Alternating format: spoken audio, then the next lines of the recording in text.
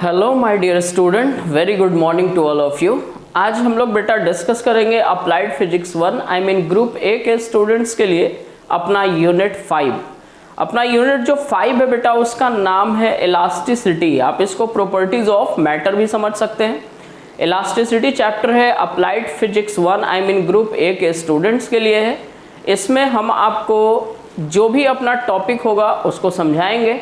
पहला introductory lecture है। इसमें जो सबसे पहले आज हम आपको समझाने वाले हैं वो है अपना टर्म इलास्टिसिटी के बारे में कि बच्चा ये इलास्टिसिटी क्या होता है।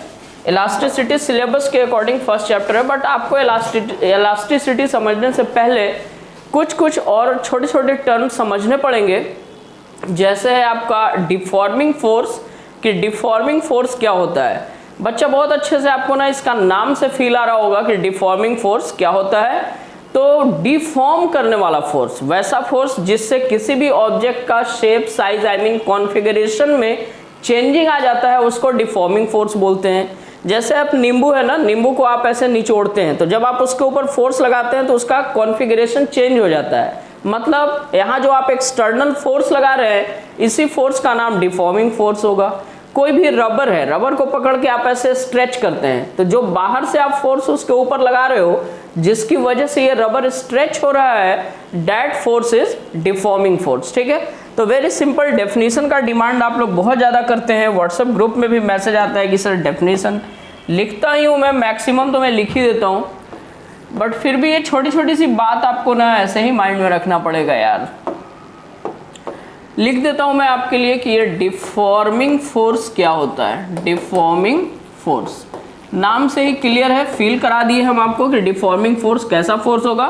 तो बच्चा ये एक एक्सटर्नल फोर्स है जिसको लगाने के बाद ऑब्जेक्ट का कॉन्फ़िगरेशन चेंज हो जाता है, उसी फोर्स को हम लोग बोलते हैं डिफॉर्मिंग फोर्स। मीन्स आप बोलोगे such external force, such external force due to which the configuration का मतलब बनावट है, structure, due to which the configuration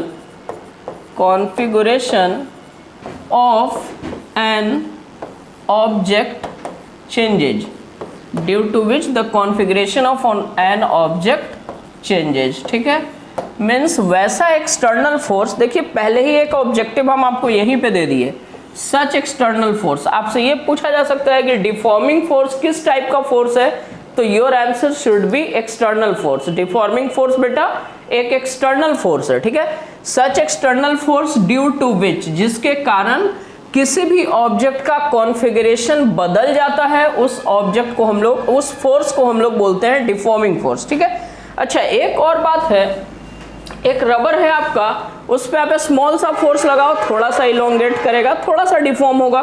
बहुत ज़्यादा फोर्स लगा दीजिए, बहुत ज़्यादा डिफॉर्म हो जाएगा। इसका मतलब कि ये जो डिफॉर्मेशन होता है किसी भी ऑब्जेक्ट में, डिफॉर्मेशन का मतलब उसके कॉन्फ़िगरेशन में चेंजिंग, उसका रूप बदल जाना। Deformation will be directly proportional to deforming force. पक्का बात है, जितना ज़्यादा किसी बॉडी के ऊपर आप डिफॉर्मिंग फोर्स लगाओगे उस ऑब्जेक्ट में उतना ज़्यादा डिफॉर्मेशन होगा। ठीक है, डिफॉर्मिंग फोर्स के लिए इतना सारा इंफॉर्मेशन आपके लिए इनफ है। फिर से एक बार समझ लेते हैं, डिफॉर्मिंग फोर्स एक एक्सटर्नल फोर्स है जिसकी वजह से किसी भी ऑब्जेक्ट का कॉन्फ़िगरेशन आई मीन उसका रूप, उसका स्ट्रक्चर बदल जाता है, उस फोर्स को हम लोग बोलते हैं डिफॉर्मिंग फोर्स। जितना ज़्यादा किसी बॉडी के ऊपर आप डिफॉर्मिंग फोर्स लगाएंगे बॉडी में उतना ज़्यादा डिफॉर्मेशन होगा। ठीक है, जल्दी से आप इसको राइट करो फिर आगे बढ़ते हैं।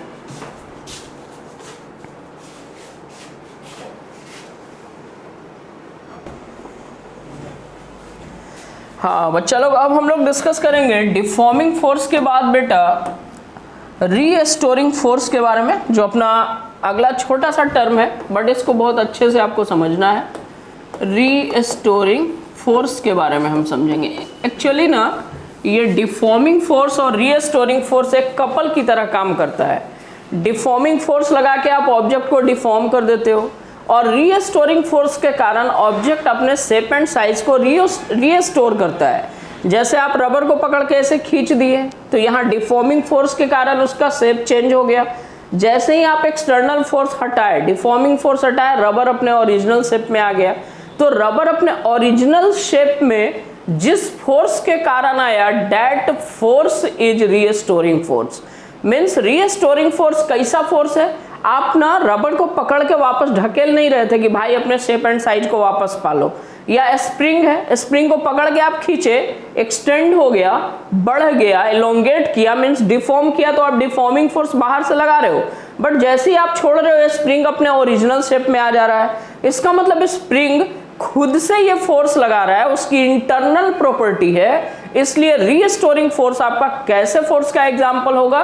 तो ये इंटरनल फोर्स का एग्जाम्पल होगा, जो मटेरियल का मॉलिक्यूल लगाता है बॉडी के ऊपर और उसको वापस अपने कॉन्फ़िगरेशन में लाके छोड़ता है। ठीक है, मीन्स रीस्टोरिंग फोर्स क्या है? पहले डेफिनेशन लिखता हूं, फिर समझाऊंगा थोड़ा और।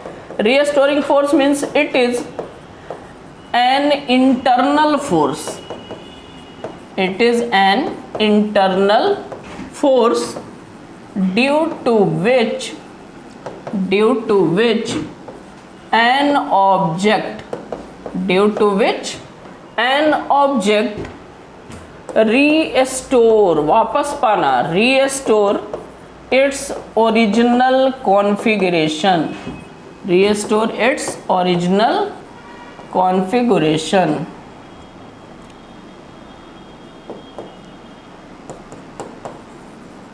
ठीक है बच्चा लोग, ये हो गया इसका सिंपल डेफिनेशन। चलो थोड़ा और फील कराते हैं हम आपको रीस्टोरिंग फोर्स को। जैसे आप मान लो ये कोई फिक्स सपोर्ट है और ये है आपका स्मूथ सरफेस। ठीक है, स्मूथ में इसलिए ले रहा हूँ कि यहाँ पे कोई फ्रिक्शन नहीं है, फ्रिक्शन लेस सरफेस है। अब एक स्प्रिंग बना लेते हैं। कंसिडर करो ये हमारा एक स्प्रिंग है, अपने ओरिजिनल लेंथ में है बिल्कुल, और यहाँ पे इस स्प्रिंग से एक ऑब्जेक्ट बंधा हुआ है। बच्चा मेरा, जब ये स्प्रिंग अपने ओरिजिनल लेंथ में है तब इस ऑब्जेक्ट के ऊपर ये किसी भी टाइप का कोई फोर्स नहीं लगाएगा, बिकॉज स्प्रिंग ऑब्जेक्ट के ऊपर तभी फोर्स लगाएगा जब वो कॉम्प्रेस होगा या जब उसको आप इलोंगेट करोगे। ठीक है, ओरिजिनल शेप में है, कोई फोर्स नहीं लगाएगा। ऐसे भी इस ऑब्जेक्ट को ध्यान से देखो, स्प्रिंग कोई फोर्स नहीं लगा रहा। डाउनवर्ड डायरेक्शन में ये जितना mg लगाएगा, अपवर्ड डायरेक्शन में उतना नॉर्मल रिएक्शन इसको मिल जाएगा। मीन्स अभी फिलहाल इस बॉडी के ऊपर जो लगने वाला नेट फोर्स है उसका वैल्यू 0 है। इसलिए हम बोलेंगे कि ये जो ऑब्जेक्ट है ये अभी अपने मीन पोजीशन पे है। मीन पोजीशन को हम लोग इक्विलिब्रियम पोजीशन भी बोलते हैं, मीन पोजीशन या इक्विलिब्रियम पोजीशन। मीन पोजीशन वैसे पोजीशन को बोलते हैं जहां पे ऑब्जेक्ट पे लगने वाला नेट फोर्स का वैल्यू 0 होता है। अब आप थोड़ा धीमे धीमे करके फील करो। कंसीडर करते हैं हम किस ऑब्जेक्ट को पकड़ के हम राइट साइड में डिस्प्लेस कर रहे हैं, एक डिस्प्लेसमेंट हम इसको दे रहे हैं राइट साइड में, एक मतलब डिस्प्लेसमेंट। ठीक है बच्चा, जब ये राइट साइड में ऐसे आप इसको लेके जाओगे तो ये स्प्रिंग इलोंगेट होगा, लंबा होगा। ठीक है, समझिए, ऑब्जेक्ट को हम ऐसे पकड़े और इसको हम ऐसे राइट साइड में खींच रहे हैं, तो जब हम इसको राइट साइड में खींचेंगे तो ये स्प्रिंग इलोंगेट होगा। आपको पता है कि स्प्रिंग रीस्टोरिंग फोर्स लगाता है, तो अपने शेप को वापस पाने के लिए स्प्रिंग अपोजिट डायरेक्शन में फोर्स लगाएगा, इस डायरेक्शन में फोर्स लगाएगा। इसी फोर्स को बोला जाता है रीस्टोरिंग फोर्स। यही है आपका रीस्टोरिंग फोर्स। अच्छा, इसका अपोजिट भी सही है। ठीक है ना, आप बोलोगे सर आप एक साइड क्यों लेके जा रहे हो, आप दोनों साइड लेके जाओ। चलो हम दोनों साइड लेके जाते हैं। अब इस ऑब्जेक्ट को हम पकड़े और डिस्प्लेसमेंट दिए लेफ्ट साइड में। ठीक है ना, लेफ्ट साइड में जब डिस्प्लेसमेंट देंगे तो बच्चा ये स्प्रिंग कॉम्प्रेस होगा और अपने स्ट्रक्चर को वापस पाने के लिए ये राइट साइड में फोर्स लगाएगा। ये अब रीस्टोरिंग फोर्स को देखो, तो जितना ज्यादा आप कॉम्प्रेस करना चाहेंगे स्प्रिंग उतना ज्यादा फोर्स लगाएगा, जितना ज्यादा आप इलोंगेट करना चाहेंगे स्प्रिंग उतना ज्यादा फोर्स लगाएगा। बट दोनों ही कंडीशन में आप देख रहे हो कि रीस्टोरिंग फोर्स डिस्प्लेसमेंट के अपोजिट डायरेक्शन में है। इसका मतलब है कि जो आपका रीस्टोरिंग फोर्स है this is directly proportional to displacement but in opposite direction. Opposite direction के लिए माइनस साइन आया। अब यहाँ पे डायरेक्टली प्रोपोर्शनल का साइन हटाने के लिए वही खानदानी काम, कोई कांस्टेंट लगाना पड़ेगा। एफ आर बराबर माइनस के एक्स। एफ आर मैं बस आपको कन्विंस करने के लिए लिख रहा हूँ, रीस्टोरिंग फोर्स है, आप एफ से भी डिनोट कर सकते हैं, कोई दिक्कत नहीं है। यहाँ से ये फॉर्मूला बन गया आपका रीस्टोरिंग फोर्स का, जहाँ पे ये जो कांस्टेंट के है बेटा इसको स्प्रिंग कांस्टेंट या फोर्स कांस्टेंट बोला जाता है। दिस के इज स्प्रिंग कांस्टेंट या आप इसको फोर्स कांस्टेंट बोल सकते हैं, ठीक है। अब रीस्टोरिंग फोर्स है तो इसका जो यूनिट फोर्स का यूनिट होगा न्यूटन होगा। इसका डायमेंशनल फॉर्मूला, फोर्स का डायमेंशनल फॉर्मूला ml2 होगा, mlt-2 होगा। रीस्टोरिंग फोर्स वैसे फोर्स को बोलते हैं जिसकी वजह से ऑब्जेक्ट अपने शेप एंड साइज को, अपने कॉन्फ़िगरेशन को रीगेन करता है। ये उसकी इंटरनल प्रॉपर्टी होती है, इसलिए रीस्टोरिंग फोर्स इंटरनल फोर्स का एग्जाम्पल है, ठीक है। छापा जाए।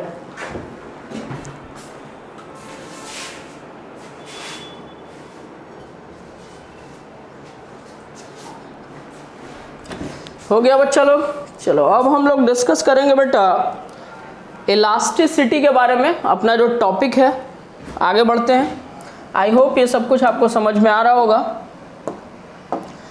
थर्ड जो टर्म हम लोग डिस्कस करेंगे इस चैप्टर में वो है इलास्टिसिटी। ऐसे बोलचाल की भाषा में इसको बोल सकते हैं लचीलापन, इलास्टिसिटी।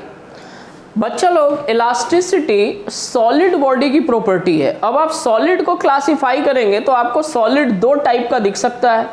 एक सॉलिड वैसा होगा जिसके ऊपर आप फोर्स लगाएंगे तो वो परमानेंटली डिफॉर्म कर जाएगा, जैसे आपका कांच है, ग्लास है, बोन हड्डी है, बोन चाइना चीनी मिट्टी का जो बर्तन है, ठीक है, शीशा है, इन सब के ऊपर आप फोर्स लगाइएगा वो परमानेंटली डिफॉर्म हो जाएगा, खुद से अपने आप को रिस्टोर नहीं कर पाएगा।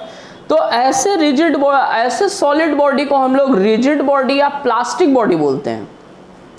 दूसरा एक टाइप का सॉलिड बॉडी होता है जिसके ऊपर जब आप एक्सटर्नल फोर्स लगाएंगे, आई मीन डिफॉर्मिंग फोर्स लगाएंगे, तो वो अपने कॉन्फ़िगरेशन को चेंज तो करेगा, लेकिन जैसे ही आप डिफॉर्मिंग फोर्स हटा लोगे वो अपने ओरिजिनल शेप को वापस पा लेगा। जैसे रबर है, स्प्रिंग है, इन सब में ये प्रॉपर्टी आप प्रैक्टिकली देख सकते हो। स्प्रिंग को पकड़ के आप 5 सेंटीमीटर लंबा कर दो, 20 सेंटीमीटर लंबा कर दो, वापस आप छोड़ो स्प्रिंग का जो ओरिजिनल लेंथ था उसमें स्प्रिंग वापस आ जाएगा। तो ऐसे सॉलिड बॉडी को इलास्टिक बोलते हैं और इसी के प्रॉपर्टी को बोला जाता है इलास्टिसिटी। मीन्स इलास्टिसिटी है क्या? तो elasticity is the property of a solid body due to which it regains its original configuration after the removal of deforming force. ठीक है, डेफिनेशन लिख रहा हूं मैं आपके लिए। हम बोले कि the property of solid body, ठीक है, the property of solid body due to which it regains, मतलब वापस पाता है, due to which it regains its original configuration, regain its original configuration after the removal of, मतलब जब हम हटा लेते हैं, after the removal of deforming force, after the removal of deforming force। Elasticity क्या हुआ, फिर से एक बार डेफिनेशन समझिए।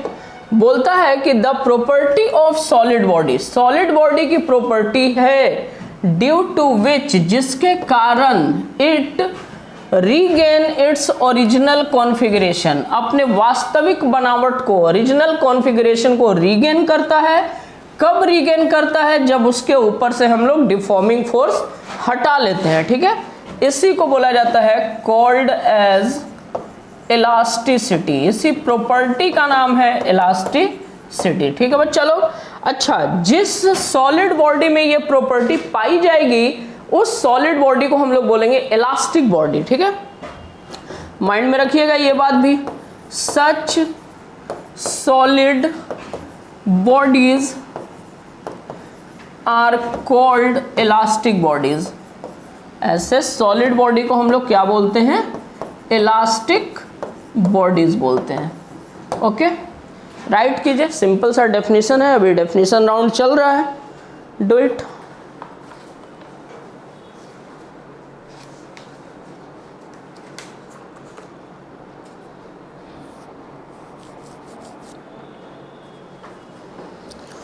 हो गए बच्चा लोग, वीडियो को पॉज करके राइट कर सकते हैं। चलते हैं हम अगले टॉपिक की तरफ। अगला टॉपिक है अपना प्लास्टिसिटी बेटा, बिल्कुल इसका उल्टा, प्लास्टिसिटी या रिजिडिटी भी बोल सकते हो, कोई दिक्कत नहीं है। प्लास्टिसिटी तो हम पहले ही आपको बता दिए, बस डेफिनेशन लिखना बाकी है। ये भी सॉलिड बॉडी की प्रॉपर्टी है जिसकी वजह से इस पर जब डिफॉर्मिंग फोर्स लगता है तो ये परमानेंटली डिफॉर्म हो जाता है और खुद से अपना ओरिजिनल कॉन्फ़िगरेशन वापस नहीं पाता है। बॉडी की इस प्रॉपर्टी को प्लास्टिसिटी बोलते हैं और वैसे सॉलिड को बोला जाएगा प्लास्टिक बॉडी। ठीक है, डेफिनेशन लिखते हैं हम। The property of solid body, the property of solid body due to which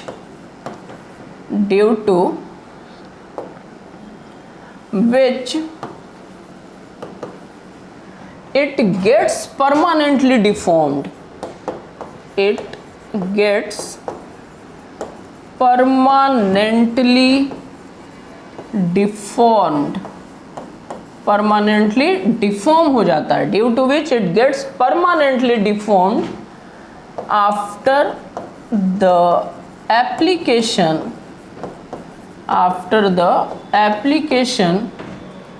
of deforming force, after the application of deforming force। एक और बात इसमें जोड़ लीजिए, and it cannot regain, वापस नहीं पाएगा भाई, its original configuration, cannot regain its original configuration when deforming force is removed, when deforming force is removed। जब डिफॉर्मिंग फोर्स हटा लिया जाता है तब भी ये अपने ओरिजिनल शेप को रीगेन नहीं कर पाता है और ऐसे सॉलिड को हम लोग बोलते हैं प्लास्टिक सॉलिड या plastic body. Such solids are called plastic bodies, ऐसे सॉलिड को हम लोग प्लास्टिक बॉडीज बोलते हैं। राइट कीजिए जल्दी से।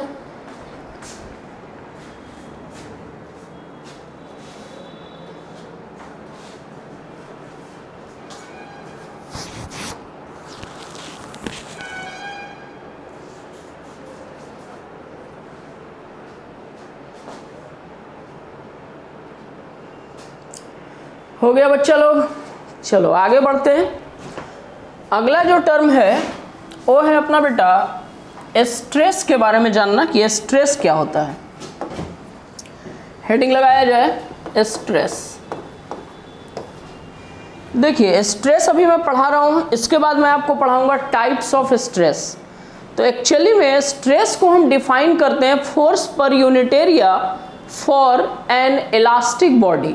तो बच्चा इलास्टिक बॉडी में कैसा फोर्स आप अप्लाई करेंगे आप खुद से सोचिए। तो इलास्टिक बॉडी के कॉन्फ़िगरेशन को चेंज करने के लिए बाहर से हम डिफॉर्मिंग फोर्स लगाएंगे तो कॉन्फ़िगरेशन चेंज हो रहा है। दूसरा, जब हम डिफॉर्मिंग फोर्स हटाएंगे तो इलास्टिक बॉडी में एक रीस्टोरिंग फोर्स लगेगा जो इंटरनल फोर्स होता है। ठीक है, तो stress is defined as force per unit area, पक्का बात है। लेकिन यहाँ जो फोर्स होगा या तो एक्सटर्नल डिफॉर्मिंग फोर्स होगा या इंटरनल रीस्टोरिंग फोर्स होगा। दोनों एक्चुअली में इक्वल होता है। जितना ज़्यादा 5 न्यूटन लगा के आप एक्सटर्नल 5 न्यूटन लगा के बॉडी को डिफॉर्म किए, आप छोड़े, बॉडी वापस 5 न्यूटन लगा के अपने आप को रीस्टोर किया, तो जो एक्सटर्नल डिफॉर्मिंग फोर्स होता है वो इंटरनल रीस्टोरिंग फोर्स के बराबर होता है। ठीक है, चलिए डेफिनेशन लिखते हैं, धीमे धीमे करके पूरा डिटेल में हम आपको समझाएंगे। बोलता है stress it is defined as force per unit area. It is defined as force per unit area. ठीक है, पूरा बात लिख दिए हैं। It is defined as force per unit area for an elastic body. एक इलास्टिक बॉडी के लिए फोर्स पर यूनिट एरिया को हम लोग क्या बोलते हैं? स्ट्रेस बोलते हैं। ठीक है बच्चा लोग, अब यहाँ पे आपके माइंड में एक सवाल खटक रहा होगा, टक से मारा होगा, और वो सवाल ये होगा कि सर जी फोर्स पर यूनिट एरिया को तो हम लोग बचपन से प्रेशर बहुआते हैं। सही बात है बेटा, आप प्रेशर बहुआते हैं, लेकिन अब आप बड़े हो गए हैं, आपके माइंड में ये कॉन्सेप्ट होना चाहिए कि फोर्स पर यूनिट एरिया को स्ट्रेस कब बोलेंगे and force per unit area को प्रेशर कब बोलेंगे।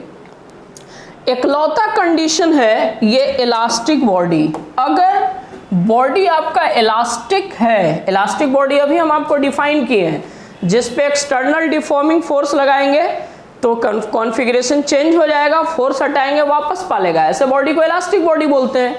इलास्टिक बॉडी के लिए फोर्स पर यूनिट एरिया को हम लोग स्ट्रेस बोलेंगे। इसके अलावा कोई भी कंडीशन हो, रिजिड सॉलिड बॉडी हो, फोर्स पर यूनिट एरिया को प्रेशर बोला जाएगा। लिक्विड है, फोर्स पर यूनिट एरिया को प्रेशर बोला जाएगा। गैस है, तब भी फोर्स पर यूनिट एरिया को प्रेशर बोला जाएगा। सिर्फ और सिर्फ इलास्टिक बॉडी में फोर्स पर यूनिट एरिया को स्ट्रेस बोला जाएगा। आप दीवार में कांटे ठोकते हो, बिल्कुल ठोकते हो, वहां पे आप बेटा प्रेशर लगाते हैं, स्ट्रेस नहीं, बिकॉज दीवार और जो आपका कांटी है, जो नेल है, ये सॉलिड बॉडी है। सॉलिड बॉडी के फोर्स, सॉलिड बॉडी के एरिया के ऊपर फोर्स लग रहा है, तो वहां बोलेंगे कि प्रेशर एक्सर्ट हो रहा है। आप ना झोला में सब्जी लेकर आते हैं, आपके फिंगर के ऊपर वेट लगता है, ऐसे आप लेके आते हैं, आपको भारी लगता है, वहां पे चूंकि प्रेशर लग रहा है, आपके फिंगर का जो एरिया है उस पे फोर्स लग रहा है, मतलब वहां प्रेशर लग रहा है, बिकॉज वहां सॉलिड बॉडी है। ठीक है, तो रिजिड बॉडी के केस में, लिक्विड के केस में और गैस के केस में फोर्स पर यूनिट एरिया को हम लोग प्रेशर बोलेंगे। बाकी हर जगह क्या एक ही कंडीशन बचता है, और वो है अपना इलास्टिक बॉडी। इलास्टिक बॉडी के केस में फोर्स पर यूनिट एरिया को हम लोग स्ट्रेस बोलेंगे। चलिए, अब डेफिनेशन तो क्लियर है, आते हैं हम लोग इसके कॉन्सेप्ट की तरफ, फॉर्मूले की तरफ। तो स्ट्रेस बराबर formula very simple, force per unit area. ठीक है बच्चा लोग, चलिए, फोर्स पर यूनिट एरिया। अब बेटा यहाँ से आपको धीमे धीमे करके समझना पड़ेगा कि ये जो फोर्स है, ये फोर्स कैसा होगा भाई।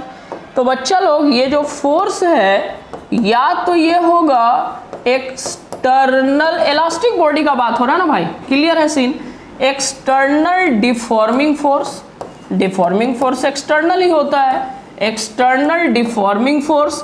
या ये फोर्स हो सकता है आपका internal restoring force, internal restoring force. थोड़ा सा सजग रहना पड़ेगा, क्योंकि एसबीटी में बहुत बार जो ऑब्जेक्टिव सवाल आपसे पूछा है उसमें लिखता है स्ट्रेस इज इक्वल टू, अब नीचे जो ऑप्शन देगा उसमें सब में लिखा रहेगा फोर्स बाय एरिया।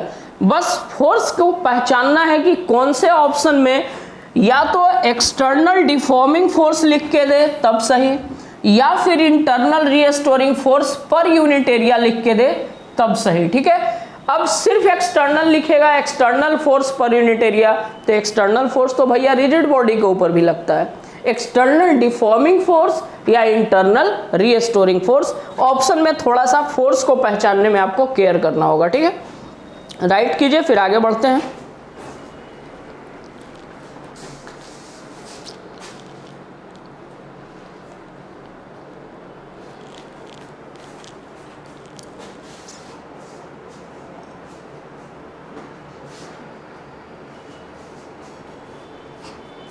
हो गया बच्चा लोग, थोड़ा थोड़ा इसकी प्रॉपर्टी और समझ लेते हैं। आई होप आप लोग ये लाइन लिख लिए होंगे।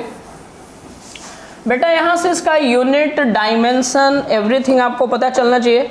सबसे पहले जो इम्पोर्टेंट पॉइंट आपको माइंड में रखना है कि स्ट्रेस एक स्केलर क्वांटिटी है, तो it is a scalar quantity. कैसा क्वांटिटी है स्ट्रेस बच्चा लोग? स्केलर क्वांटिटी है। दूसरा इम्पोर्टेंट बात बेटा, इसका एसआई यूनिट, तो इट्स एसआई यूनिट इज, मेरे हर बच्चा को पता होगा, फोर्स का एसआई यूनिट न्यूटन, एरिया का मीटर स्क्वायर, न्यूटन पर मीटर स्क्वायर को हम लोग पास्कल बोलते हैं, पास्कल को हम लोग PA से डिनोट करते हैं, ठीक है। अब बात है इसके डायमेंशनल फॉर्मूला का। तो स्ट्रेस का डायमेंशनल फॉर्मूला बराबर फोर्स का dimensional formula divided by area का डायमेंशनल फॉर्मूला।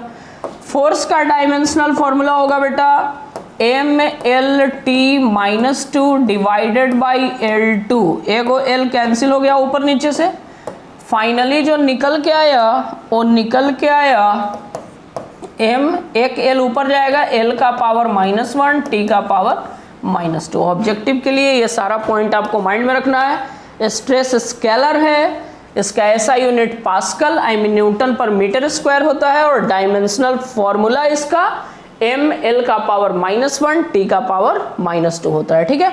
जल्दी से राइट कीजिए, फिर इसके टाइप्स पे हम लोग आगे बढ़ेंगे।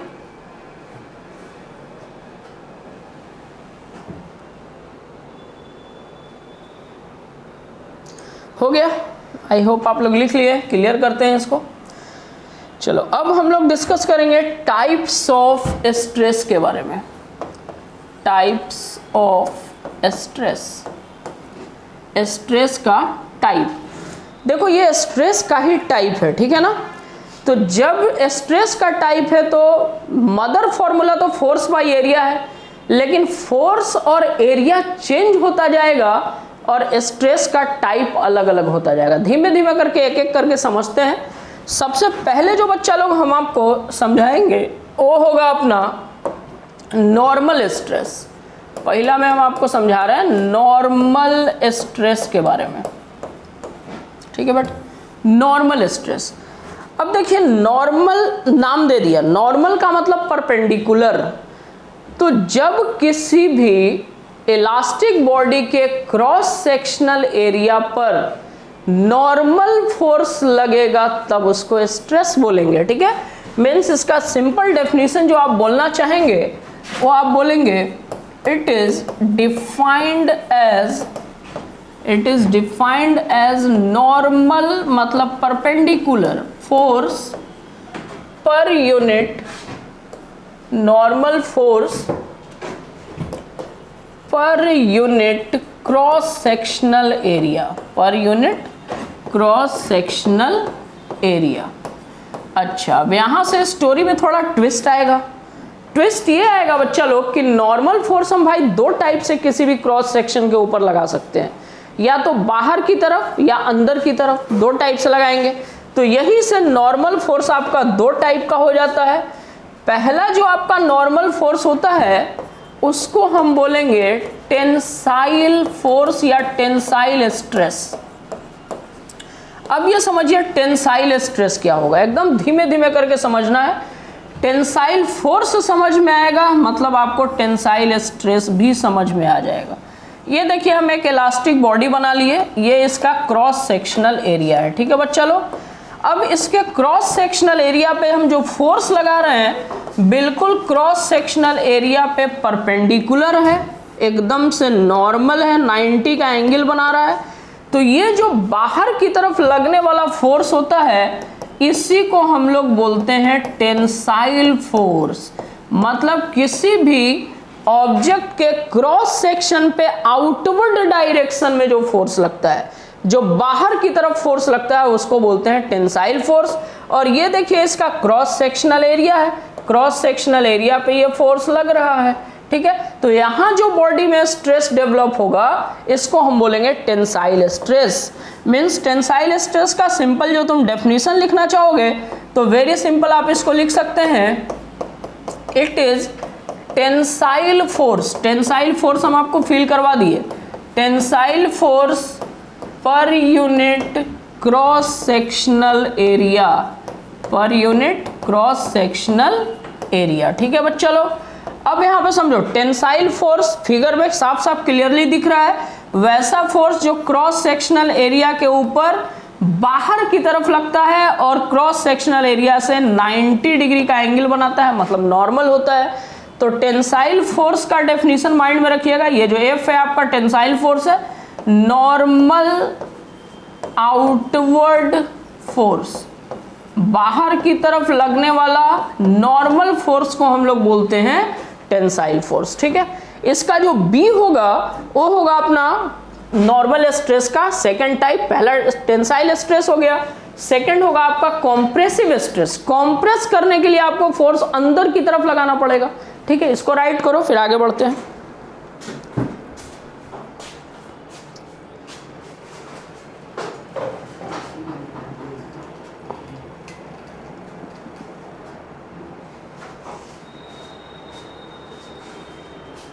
आई होप आप लोग लिख लिए होंगे। सेकेंड इसके टाइप की तरफ चलते हैं, वो होगा अपना कॉम्प्रेसिव स्ट्रेस बी। पहला टेंसाइल हुआ, सेकेंड होगा बी होगा कॉम्प्रेसिव स्ट्रेस। समझिए आराम से, धीमे धीमे, नेहा कक्कर के साथ।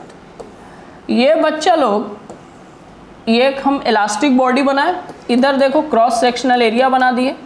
ध्यान देना कि हम इसके क्रॉस सेक्शनल एरिया पे फोर्स कैसे लगा रहे हैं। क्रॉस सेक्शनल एरिया पे हम फोर्स लगा रहे हैं, बिल्कुल ये क्रॉस सेक्शनल एरिया था 90 का एंगल बना के। दूसरा कि ये फोर्स अंदर की तरफ है, means it is inward normal force. कैसा है? Inward normal force. और इसी इनवर्ड नॉर्मल फोर्स को हम लोग बोलते हैं कॉम्प्रेसिव फोर्स। क्या बोला जाता है इसको? कॉम्प्रेसिव फोर्स बोला जाता है। इनवर्ड नॉर्मल फोर्स को हम लोग बोलते हैं कॉम्प्रेसिव फोर्स, ठीक है। लग कहाँ रहा है? तो ये लग रहा है इसके क्रॉस सेक्शनल एरिया पे, ठीक। अब यहाँ पे सबसे पहले तुम लोग तो यार डेफिनेशन करते हो, पहले वही निपटा लेते हैं, फिर कॉन्सेप्ट समझाते हैं। Compressive stress, it is compressive force. Compressive force नीचे डिटेल में लिख दिए हैं। It is compressive force per unit cross sectional area. Compressive force per unit cross sectional area, ठीक है। बच्चा लोग अब दोनों ही टाइप का नॉर्मल स्ट्रेस पे तुम ध्यान दो। टेंसाइल स्ट्रेस का भी फिगर तेरे सामने है, कॉम्प्रेसिव का अभी भी तेरे सामने बना हुआ है। टेंसाइल में दोनों ही क्रॉस सेक्शनल के ऊपर बाहर की तरफ फोर्स लग रहा था, कॉम्प्रेसिव में दोनों ही क्रॉस सेक्शनल पे अंदर की तरफ फोर्स लग रहा है। मतलब अगर कोई आपसे पूछता है कि during normal stress what is the net force on the object, the answer will be 0, because इधर से भी 5 न्यूटन, इधर से भी 5 न्यूटन, ये दोनों अपोजिट डायरेक्शन में। टेंसाइल के केस में दोनों अपोजिट डायरेक्शन में, दोनों एंड पे बाहर की तरफ। मतलब यहाँ पे नेट फोर्स कितना लगता है? 0 लगता है। इंपॉर्टेंट गोल्डन लाइन अपने ऑब्जेक्टिव के लिए माइंड में रखिएगा। During normal stress, normal 2 type का है दोनों के केस में। During normal stress the net force on the object या इलास्टिक बॉडी विल बी कितना? Will be 0। चलो पहला टाइप अपना कंप्लीट हुआ, राइट कीजिए इसको, फिर बढ़ते हैं अगले टाइप की तरफ।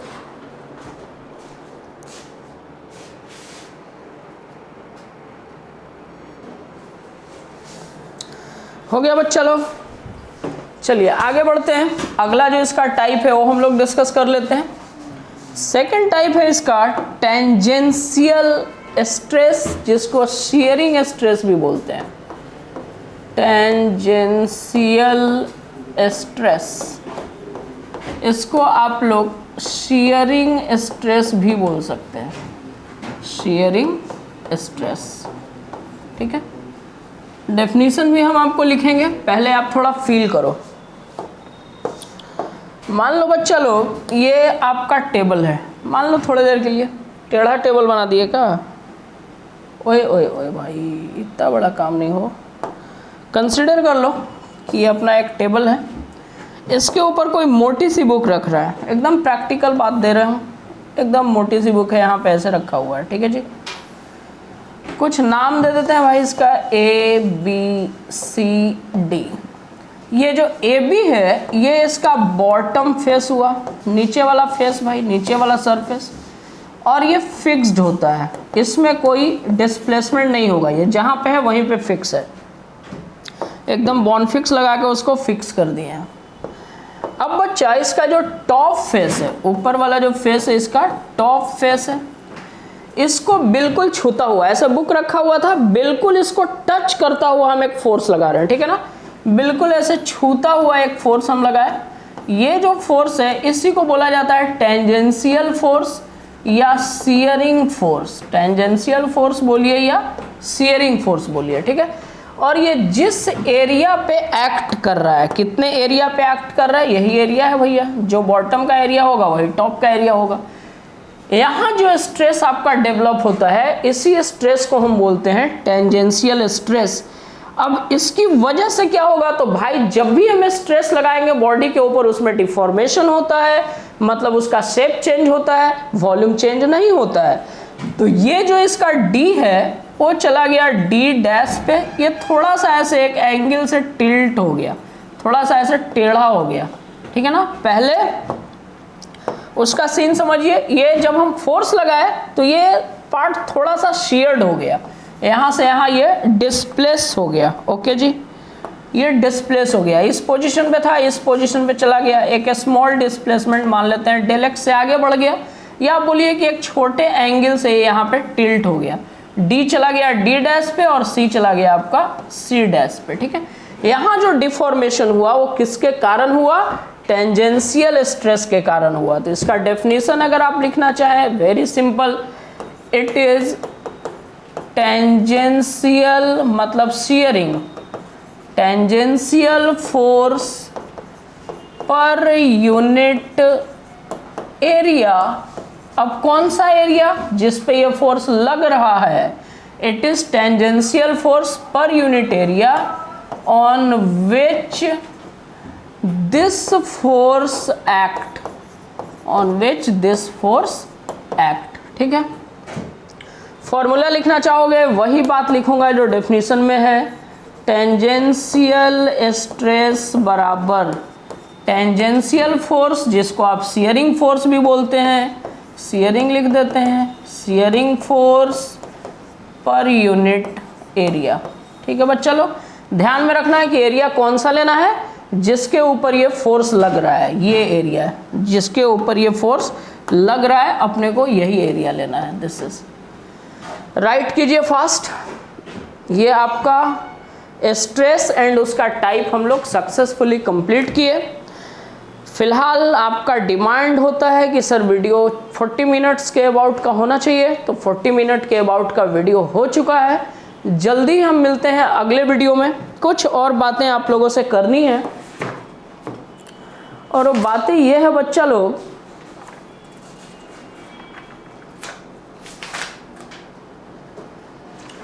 कि आपके सिलेबस का जो कुछ वीडियोस आपके पास गया है, वो कुछ वीडियोस बेटा पहले से शूट किया हुआ वीडियो है, 1 साल 1.5 साल पहले का बनाया हुआ वीडियो है।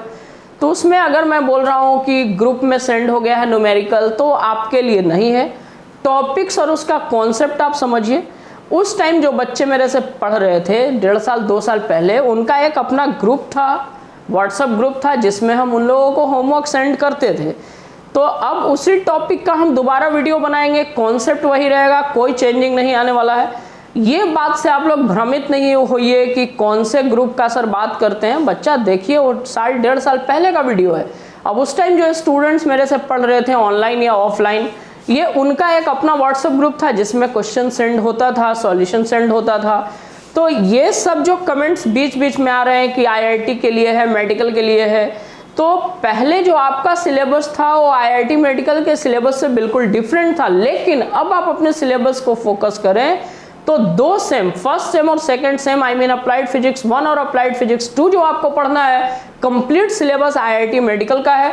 तो पहले वाला वीडियो ही आपको सेंड कर दिया गया है। उसमें जो मेरा बोला हुआ सेंटेंस है, कथन है कि क्वेश्चन आपके व्हाट्सएप ग्रुप में सेंड कर दिए गए हैं, वो उस टाइम के लिए है, आप लोगों के लिए नहीं है। आप लोग बोलते हो कौन सा व्हाट्सएप ग्रुप, कहाँ है व्हाट्सएप ग्रुप? तो भैया आप 2021 में जी रहे हो, 2020-2019 का वीडियो है, उस टाइम का ग्रुप रहा होगा, उसमें सेंड किया गया था।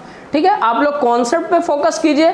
अगर किसी चीज़ में आपको परेशानी होती है तो हमारा व्हाट्सअप नंबर है आपके पास 8809987311, आप उस पर हमको पर्सनली कांटेक्ट कीजिए। मैक्सिमम बच्चों का प्रॉब्लम हम सॉल्व करते हैं, जैसे ही फ्री होते हैं उनके प्रॉब्लम को हम सेंड करते हैं। कुछ बच्चों का अगर इग्नोर हो गया होगा तो बेटा थोड़ा सा और रिक्वेस्ट कर ले, एक आध बार और भेज ले, कोई दिक्कत नहीं है, बहुत सारा मैसेज पड़ा रहता है बच्चा लोग। ठीक है, इस वीडियो में इतना ही, मिलते हैं अगले वीडियो में। थैंक यू सो मच, बने रहिए, स्वस्थ रहिए।